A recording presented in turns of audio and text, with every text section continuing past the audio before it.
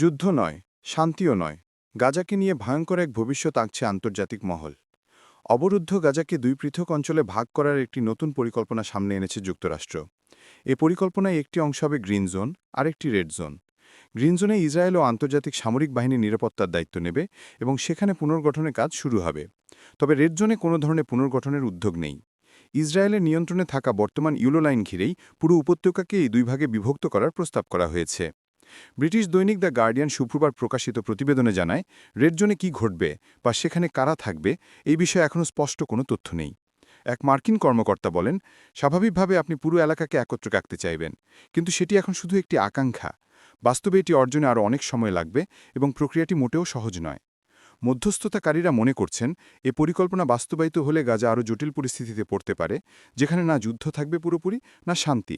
এখানে ইসরায়েলের সামরিক উপস্থিতি আরও দৃঢ় হতে পারে, ফিলিস্তিনিদের আত্মশাসনের সুযোগ সীমিত হয়ে আসবে এবং পুনর্নির্মাণ চলবে খুবই সীমিত পরিসরে।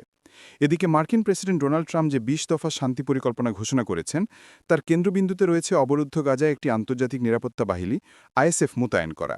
এই বাহিনী গাজা নিরাপত্তা, স্থিতিশীলতা এবং পরবর্তী রাজনৈতিক প্রক্রিয়ার মূল নিয়ন্ত্রক শক্তি হিসেবে কাজ করবে। যুক্তরাষ্ট্র চাই জাতিসংঘ নিরাপত্তা পরিষদ আগামী সপ্তাহের শুরুতেই একটি খসড়া প্রস্তাব পাশ করুক, যেখানে আইএসএফ মোতায়েনের আনুষ্ঠানিক অনুমোদন থাকবে। প্রস্তাবটি গৃহীত হলে কোন দেশ কত সৈন্য দেবে এ বিষয়ে সিদ্ধান্ত নেওয়া সহজ হবে। যদিও ট্রাম্পের আগে স্পষ্ট করে জানিয়ে দিয়েছেন, তিনি গাজায় কোনো মার্কিন সৈন্য পাঠাবেন না এবং পুনর্নির্মাণের ব্যয়ও যুক্তরাষ্ট্র বহন করবে না।